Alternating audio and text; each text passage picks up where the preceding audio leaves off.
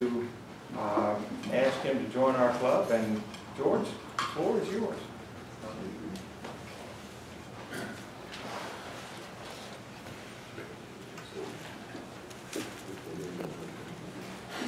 Good morning. Good morning. I'm grateful to be part of this club. You know, this is a good experience for me, and I'm looking forward to doing lots of things with the Rotary. And I'm born in Salina, Kansas, and I'm the youngest of three. I've got an older brother and an older sister, and my father was a letter carrier, and he was also a proud Pearl Harbor survivor, and that was something that he took a lot of pride in. I've been fortunate enough to go to some of the meetings here locally at the Pearl Harbor survivors, and he was in the Air Force instead of the Navy. Was on a B-17 and was at Hickam Air Force Base, but he was a proud man, and he died in 2010, and he was a good role model for me. And my mother was a stay-at-home mom, and so she was a great mother, the nicest woman in the world. And she's 90, and she's still doing fairly well. She's got Alzheimer's, but fortunately she remembers who all of us are. And she doesn't remember what she had for breakfast, but she remembers certain things. So that's good. I started working at 14 and started washing dishes at a restaurant at Hilton Hotel property, and worked my way through college, and graduated from high school at 16 and then college at 20, and got a BS degree from the University of Kansas, and had an accounting and a business degree, and worked for an accounting firm for about 3 years, and I kind of looked at it and said, I can't see being one of these guys the rest of my life. And so I took off the three-piece suit and went back in the restaurant business, and I've been in it ever since 1982, and traveled around different places. I moved East Coast in 1984 and opened a restaurant in Johnson City, Tennessee, and was in Winston-Salem, North Carolina for a few years. Then I went back to Kansas and opened my own pizza restaurant, and did that for a while and didn't make it at that, so I went back to work in the restaurant business, and had a guy call me and said he wanted me to go up to New Jersey and run some restaurants in New Jersey, Connecticut, New York. And I said, "Are you crazy? I'd go anywhere, but not New Jersey." And he said, "Do me a favor." He said, just come talk to me. So I went and talked to him, and he made me an offer I couldn't refuse. And I drove out there and was kind of pleasantly surprised. I was in Northern Bergen County, New Jersey, which is, if you haven't been there, it's a beautiful area. It doesn't seem like New Jersey at all. And lived there and had restaurants in New York, Connecticut, New Jersey, and I had one up in Connecticut. We opened a new one, and there was one right down the street, about 5 miles, and I did advertising with a paper there, and I told the guys, I want to do advertising for this new restaurant. He said, "Well, you don't want me because my paper's not that big up there." He said, "You want the West Side Shopper, and Beth Ann Marciano is the girl that you want." So right before opening, she walks in the restaurant, and she says, I said, "You're the one I've been looking for." I think I just said, "I've been looking to talk to you," or something. We still argue about that point. And we got to be friends over a period of time, and ended up getting engaged. And a guy I used to work for was getting involved with Lone Star Steakhouse, and back then there were only 2 restaurants. So I went to work for him and opened 8 restaurants from Virginia, North Carolina, Indiana, and then we had come down here on a road trip once from Connecticut, and always liked Virginia Beach, and this happened to be one of the locations. So I moved here with my wife in 1991. We lived on 79th Street for a period of time, and then bought a house in Christopher Farms over by Kellam, by the courthouse, and had twin boys in 1993, and they're 22 now, and they're difficult sometimes and challenging, as you said your child is. And then we have a daughter that's 18, and she's a much easier child, that's for sure. But the boys are kind of like me. They started out in college, and they're workaholics now. They work for Step in Time Chimney, and they're working so much they put college on the back burner. And, we hope they go back. They're making a lot of money now, but I said, don't chase the dollar. Get your education. So they're doing well. My daughter's just started school at PCC and wants to be a veterinarian eventually. So we're very proud of her. And I started working for Ruby Tuesday Restaurant, which is where I'm at currently, in 2010, and having a good time doing that. My wife and I like to travel, Caribbean especially. We're going to Cayman Islands. Unfortunately, I'll be here for the road rally. I'll be in the Cayman Islands, but I'll be thinking about you all. And, no, you won't. And I like to go to the gym, travel, and hang out with the kids. So thanks for being here, and I enjoy looking forward to a good future here and getting involved in some service projects and helping you all out. So, Where's your restaurant? I'm at the Kemps River Crossings location over there by Outback, right off of Kempsville and Indian River Road. What's it called, Dave? Ruby Tuesday restaurant. Oh, okay. Yeah, right there by the movie theaters. All right. Well, thank you.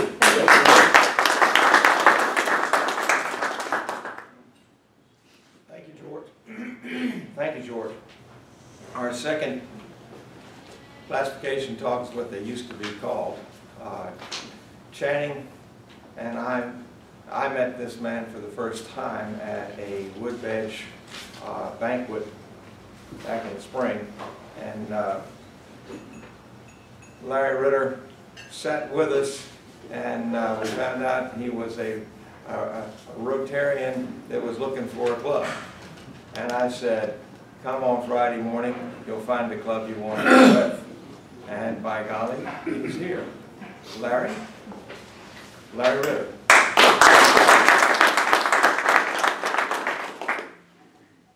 Thank you, Peter.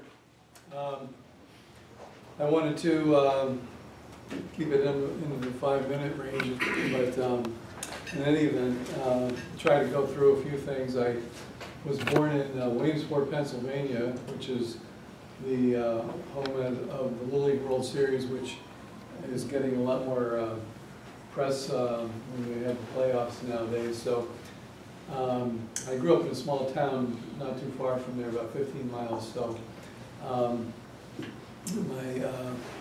my mother was from Alberta, Canada. My father was a Pennsylvania boy. He was in the Army and sent up to help build the Alaskan Highway. And so as he was riding home on a leave through Alberta, my sisters and I don't quite have the whole story, but I imagine that if you had been a GI out in the boonies for months and months at a time, that you probably would go talk to any lady on the train that you might find, and so that's how they met. And then he went on and participated in World War II and was overseas in France and Africa and Germany and all those kind of places. But myself, and then I also had 3 sisters, so we had a nice family, and were raised in Pennsylvania. And it was one of those small towns where the kids, you know, you get up in the morning and you get on your bikes and you go wherever. Your parents never really knew where you were. They just knew that, you know, dinner time and lunchtime you'd be home. And so it was a nice, idyllic little town to grow up in. Lots of sports, lots of baseball, Little League, Babe Ruth League, and all those kinds of things. Scouting was a big part of my youth growing up there, and I had started scouting because all the kids used to camp out in their backyards and around the town in the evening. You know, we could be up all night doing mischievous things, going to visit our friends at other friends' houses and getting tomatoes out of people's gardens and all kinds of things like that. But, we had a great time, and so then from there I left Hughesville, went to Penn State University. I was in a pre-professional program in a biology major, and thought I wanted to be a dentist. And so when I was at Penn State, I lived in a fraternity, and my fraternity house mother used to have this thing where she invited a lot of the brothers in the house down into her suite, and she would kind of get to know us and find out things about us. And so when I was telling her all about myself, she said, well, you should come downtown in State College, Pennsylvania, and meet my friend Marshall, who was an optometrist. And so I went down to meet Marshall, and he twisted my arm and got me interested in optometry. And so also it was before I had left for Penn State, my father said, he says, I don't know what being a biology major is going to get you, but study hard, do well. This was in 1965, and maybe the Vietnam War will be over by then, and you won't have to do what I did in World War II. So that was some of the best advice that he had given me. So anyway, I did follow Marshall's advice, my father's advice, and I kept on going to school. And then I went to the Pennsylvania College of Optometry in Philadelphia, and that was another 4 years. So by the time I finally finished, I was through when the Vietnam War was over, and so we then at that point I was getting married right after I graduated, and actually had volunteered and taken a commission in the Army. So I was in the Army for 2 years. I went to my assignment was to go to Fort Bragg with the 82nd Airborne. So I got to go to jump school, Fort Benning. I got to be one of those jumping fools, but I did do a lot of one-way flights and landings, which was a lot of fun for me, and I enjoyed that. And I had done some sport diving before, so that was fun. So after 2 years of the Army, which was just about enough,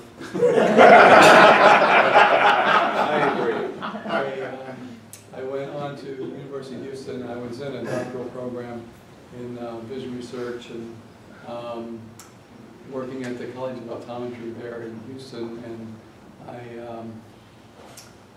got caught up in this thing because I never really went there to get a PhD. I sort of bargained with my wife to just go for another year, and then we would go to practice and so on. So anyway, you get caught up in these things, and as you are in these programs, and they're very interesting, very exciting to be around all this cutting edge stuff that's going on in your field. And then our first son was getting ready to be born, and then my wife thought that I really needed to get a real job. So then I went into practice, and I started in Roanoke, Virginia, and that's how I sort of came back to Virginia. I was only in Roanoke for a year and a half then, and I went to Maine, and I was in Maine for 34 years. And in Maine is where I first became a Rotarian. That was in 1978, and I was in a club there for I think 32 years. And then had been president of the club in 1991, and did a number of things. I was a RILA chairman and did lots of volunteer kind of activities as the club does here. So it's nice to be a part of a little bigger club than our club, and you guys have a lot of good activities going, and it's great to see that spirit.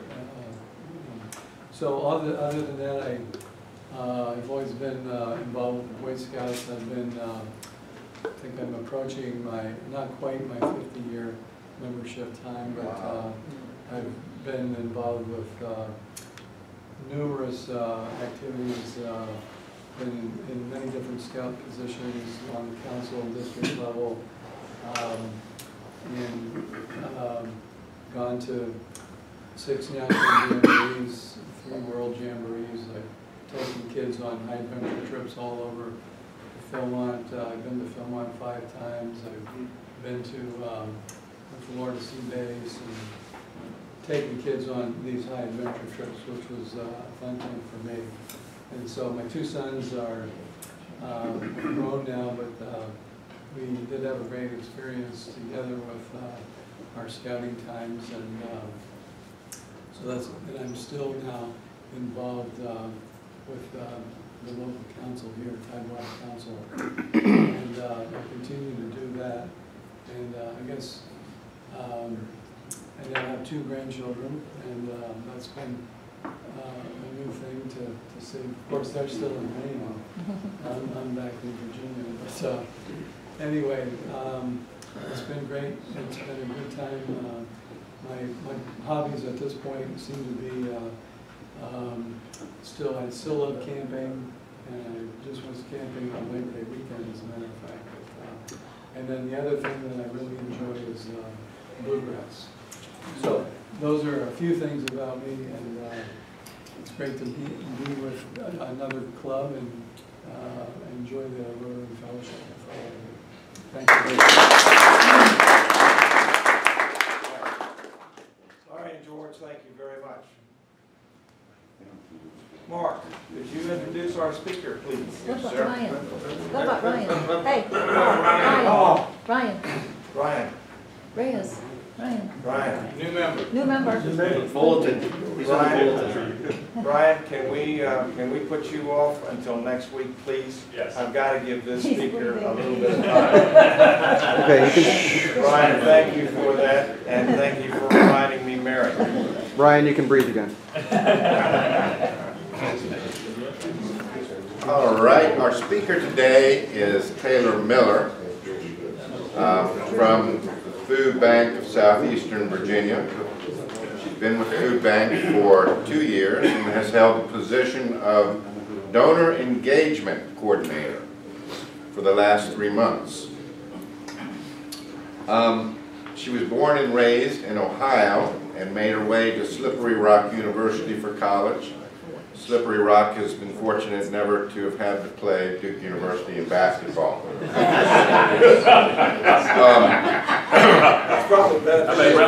Wrestling, Mark. She's been in Norfolk for the last 2 years. She's married to her husband John, who is on active duty in the Navy, and very interestingly was a Rotary Scholar and studied as a Rotary Scholar in England for 2 years. So please give a warm Rotary welcome to Taylor.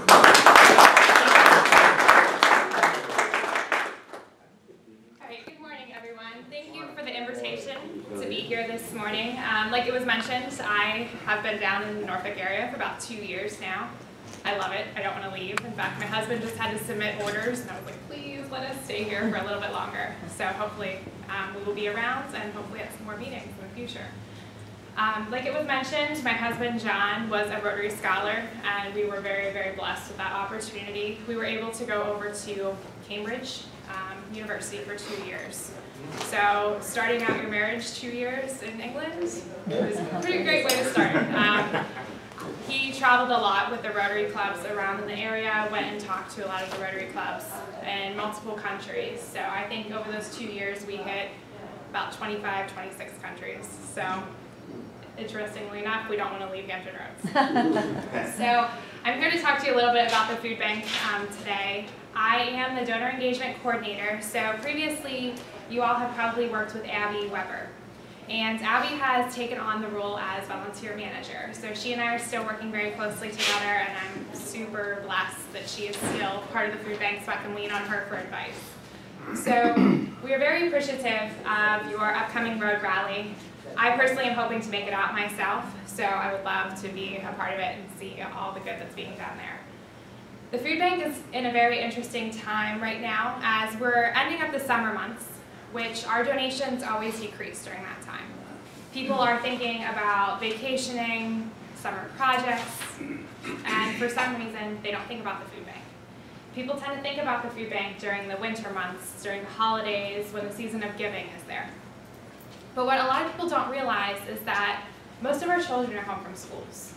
And we serve a huge population of children who sometimes the only meal that they're getting throughout their day is the one that they're receiving at school. So therefore, we have to feed a lot more people during the summer months than we do in the winter. So now as we're headed after Labor Day, people start to talk about the food banks a little bit more. Hunger Action Month nationally started on September 1st, so on the national media there's been a bigger push for the topic of hunger awareness. We're gearing up for a Mayflower Marathon, which is coming up the weekend before Thanksgiving. And this year, this is the 19th year that we've been doing it. And for those of you who aren't familiar with Mayflower Marathon, it is a 57.5-hour straight food drive push. We collect all the food on site out at Pembroke Mall, and then we distribute it out to the community in the following 2 days before Thanksgiving. So it is quite the production, and that is falling on my shoulders this year. Along with, they didn't tell me this before they hired me on, but this is the first year that we're going to have a second site. So we are going to be having a site in Suffolk as well as Virginia Beach. And I'm seeing a lot of familiar faces as I'm looking out here. I think that one of your volunteer shifts, I have led your shift in the past. I'm seeing a lot of familiar faces. So I'm assuming that a lot of you have been to the food bank before, is that correct? And you've been on a tour of the facility to see how large our facility is there in Norfolk. We have about 55,000 square feet of storage warehouse space, including our big walk-in freezers. And all of that is mainly, there's about 3 tiers of storage throughout the facility. We just wrapped up our fiscal year, June 30th, and we were budgeted to distribute, and that's just distributing, that's not bringing in the food, over 19 million pounds for this fiscal year. So for those of you who have been to the facility, picture all the storage areas filled to its fullest capacity. In order to maintain and hit that budget, we have to completely fill and empty our facility 1.5 times per month. Per month? Per month. So about 2 months ago, we were really, we still really are low on food, but about 2 months ago is when we hit and we started thinking we have to get out to the press. We have to put out a cry for help. We need to be able to distribute more food. And the Virginia pilot came in. There were 2 interns, a photographer and a journalist. They came in and wrote a phenomenal article that kind of got the ball rolling, sparked some more conversation about the food bank and the issues that we were having. And I made the mistake that you should never ever do and get on a news site and read the comments that people are posting. And some of the comments that were saying that we were staging these pictures and that the food bank has food. I was just there yesterday and there's food on the shelves, which is true. And I always tell people, you could come in today for a tour and we walk around the food bank and we do have a lot of food. But all of that food has been spoken for. When you think that you have to empty our facility 1.5 times per month, that's all food for weeks 1 and 2 of the month. It's weeks 3 and 4 that we're really struggling. So that push, that cry for help from the media has inspired some really inspirational stories. I had a call about 1.5 months ago from the front desk receptionist saying, Taylor, you have a donor out in the lobby. So I gathered up all my information and opened up the door, running out there, and I look, and there's a 6-year-old standing out there. And she had put together, she had never been to the food bank, but she had heard about the backpack program. And she decided that she was going to have a lemonade stand. She brought in a couple $100s from her one-day lemonade stand. And it was that type of passion that I thought to myself, how can we ignite that in adults? Because if a 6-year-old is able to go, and she was marketing it as not country time lemonade, so it was homemade lemonade. And so to this day, I still have her lemonade stand poster hanging in my office. And that's really been an inspiration to me on how to ignite that passion in adults. Because if a 6-year-old is able to do that, what can we collectively do as a group, as a community, and even just as an individual? So I thank you for all of your support. And I do have some information on the dates for Mayflower, the times, locations, as well as a few different promotional marketing materials that talk just about the general food bank. So does anyone have any questions? Yes? I think your big problem is your givers and their takers, right? Some of your former givers. At times. Yeah. I mean, that's been part of your distribution problems. You're losing a lot of your donors because they, in turn, they come to you for food. Exactly. But at the same time, we were going through some of our, as you know, we have to, for tax purposes, not only because we want to do it for our donors, but we send out thank you letters after someone makes a donation. And this week we had yes, there's mine. This week we were going through the reports, and there was a $5. The abbreviation for check on these reports is CH. And so we're going through, and there were it was a $5 and a $10 check. And we thought it's kind of odd that someone would send in $5 or $10. But then as we put the pieces together, it was someone who was coming to us for food, that was what they could contribute. So it definitely goes both ways, and more times than not, it's that case. Good job. So. Could you talk about distribution? Does a family knock on the door? Do you send food to food pantries? Sure. We've seen the warehouse. How do you get it out? Right, so if you think about the food bank as kind of like the logistical organizer of feeding those in our community. So we have around a 4,700 square mile service area that we serve. It extends up onto the eastern shore to Maryland. We have a sister food bank up there just because it's not feasible, it's not efficient for us to be headed up there all the time. And then we head south to North Carolina, the border. We don't hit Newport News or Hampton. There's a food bank on the peninsula. And then we go west, pretty much half of Sussex. So it is a massive service area. And so what we do is that we have around 400 partner agencies. So those can be anything from places of worship that may have a food pantry to different organizations, schools, the Red Cross, Salvation Army, Union Mission. Those are all agencies of ours. I can tell you that our NRI Club at Lansdowne every year does a backpack for the kids. Yes. Yes. And so all of these organizations, we distribute food to them. Whether they're coming they'll make appointments with us. We have an online ordering system where they can see what products they can get case lotted from us, and they come once per week to our facility and essentially shop. So they will pick up whatever they ordered online, and then all of the donations that come into the food bank, which I'm sure if you volunteered, you probably have sorted the donations through the quality assurance shift. Or I should say all of that, but the majority of that food is sent back into our marketplace, which is where the agencies come to shop, and they purchase that at no more than 18 cents per pound. So what we do, that adds a little bit more variety to what they're getting. They know their clients most times, so right before school started, we were really low on cereal because everyone was coming and getting breakfast items. But with that 18 cents per pound charge, we're then able to generate a little bit of a profit to purchase the things that we really need during our times of need, such as this summer. And then we do a distribution. It's actually going on this morning from 9 to 11. On Fridays is the only day where we open up our doors to those in need, and they can come to us for distribution. You have prescribed amounts you give people? I'm sorry? You have prescribed amounts you give people? So the distribution that we do on Fridays is a USDA distribution. So the USDA determines the set amount of what we distribute, but then we compensate with some of our. So it's really based on how much we have at the time. So. Taylor mentioned the letter. I got a letter from Joanne Batson for our most recent donation.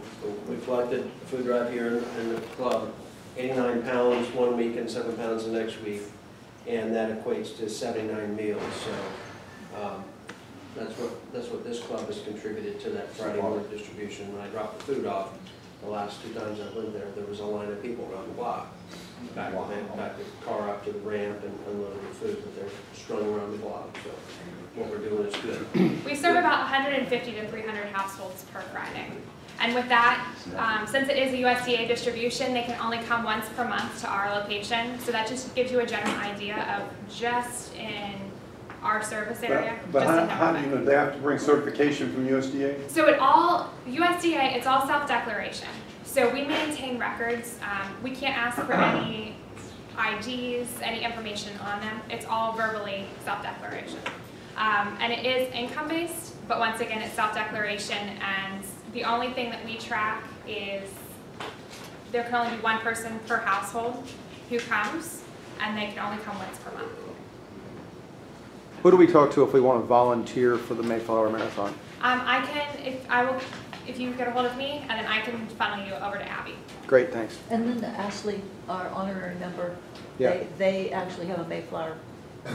Well, they are They are. They are Mayflower. They are the Yeah. trucks. Yes. Yeah.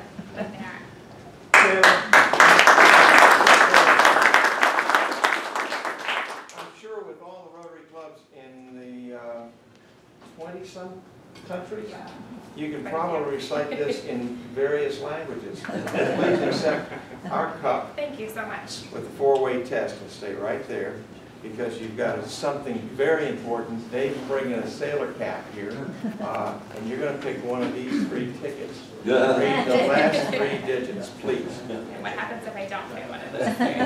Then I'm a contributor. Would you like me to read it? Okay, the ticket number is 3880207. 207. Excellent. Thank you Oh, so much. Barry? No, it's not me. Joe got it. I have one more thing. Remember what today is, folks. Yeah. Well, you jumped my gun, because I was going to do exactly the same. And let's just take a moment to remember, every one of us knows exactly where we were on September 11th. A moment of silence, please.